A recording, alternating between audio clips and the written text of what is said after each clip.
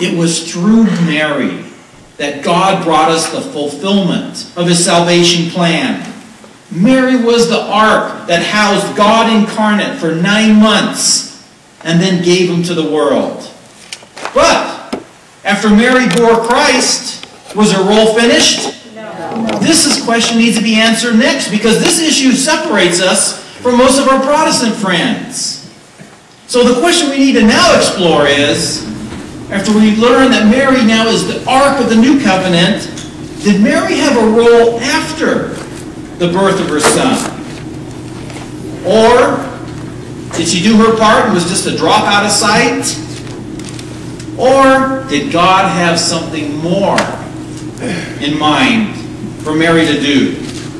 Well, since we're Bible Christians, let's go again to the Scriptures. And let the Bible explain it to us. There's an amazing passage in John's Gospel where Mary's primary role after the birth of Christ is identified. And it's just really interesting that Bishop Connolly talked about it in his first talk. And we also talked about it at Mass. John chapter 2, verse 1 through 5. On the third day there was a wedding in Cana in Galilee, and the mother of Jesus was there. Jesus and his disciples were also invited to the wedding. When the wine ran short, the mother of Jesus said to him, "They have no wine." And Jesus said to her, "Woman, how does your concern affect me? My hour has not yet come." His mother said to the servers, "Do whatever he tells you." We know the story. The wedding feast at Cana. Jesus was there. His mother was there. And the wedding was going on. And what happened? They ran out of wine. Bad news, right? Did anyone ask Mary to get involved? No. She saw the situation and she interceded. Did Mary perform the miracle, changing the wine? No. Water into wine? No. What did she do? She asked her son.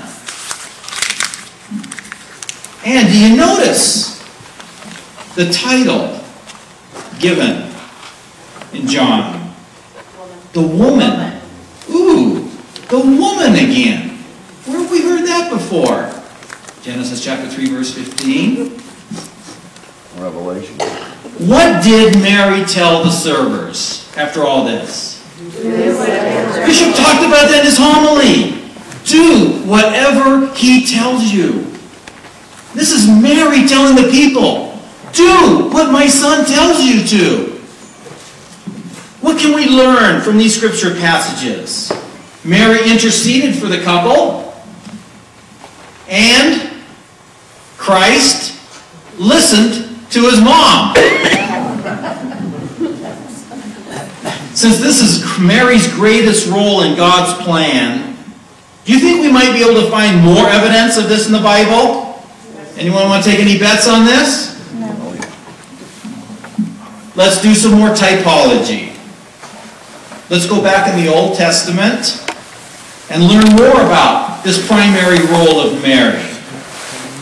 But before we do that, let's establish some context. Who was the first and the greatest king in Old Testament history? David. And who was his wife? Are you sure? Bathsheba. And they had a son who would become the next king. Solomon. Remember the wise guy, Solomon? Let's go to 1 Kings chapter 2. Way back in the Old Testament. 1 Kings chapter 2. Verse 12 through 16. When Solomon was seated on the throne of his father David, with his sovereignty firmly established, Adonijah, son of, I hope I'm saying that right, Haggith, went to Bathsheba, the mother of Solomon. "Do you come as a friend?" she asked. "Yes," he answered, and added, "I have something to say to you."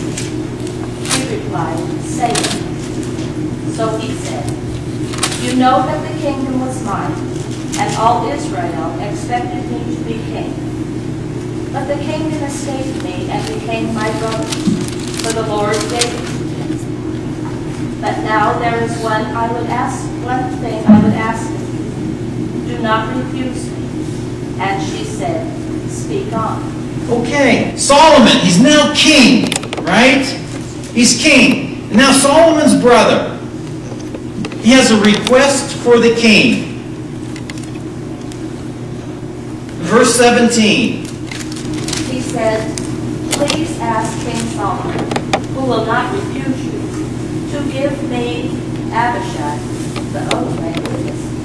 the Shunammite, as my wife." Do you catch what's going on here? King Solomon's the king.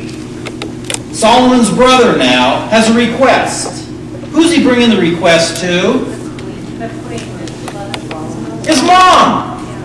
He's bringing now the request to Solomon's mom, Bathsheba. So far, so good? Okay, he has a request. What has to go through your mind is, why don't you just go to the king yourself? But look what Scripture's telling us. Solomon's brother goes to his mom, Solomon's mom. Okay? And we did verse 17, right? Verse 18. "Very well," replied Bathsheba, "I will speak to the king for you."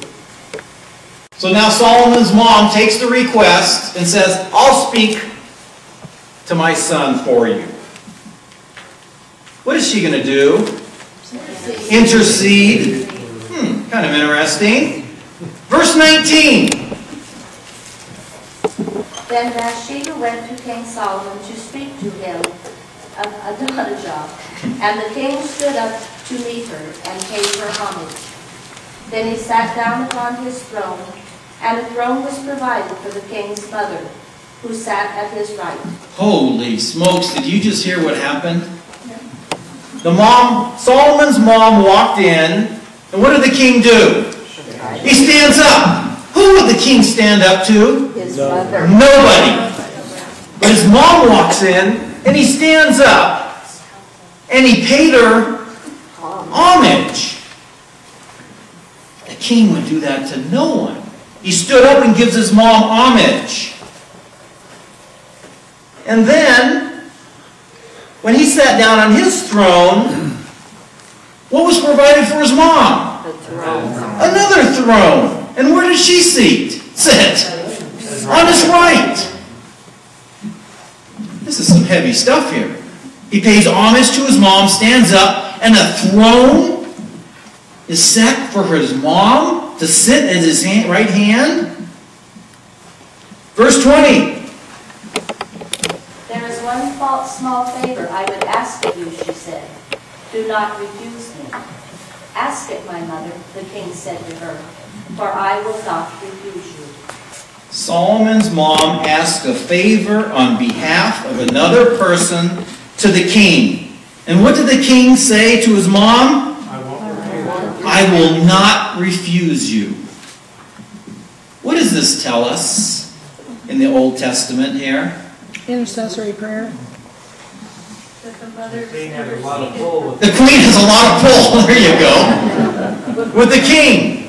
The king is honoring his mom, and he listens, and he grants what she brings before him. Well, let's take typology a little further. We learn that the king honored his mother and had a throne and sat at the right of the king. Does this position have a name? 1 Kings chapter 15, verse 13.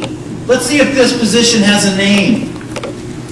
He also deposited his grandmother Martha from her position as queen mother because she had been an outrageous object for Asherah.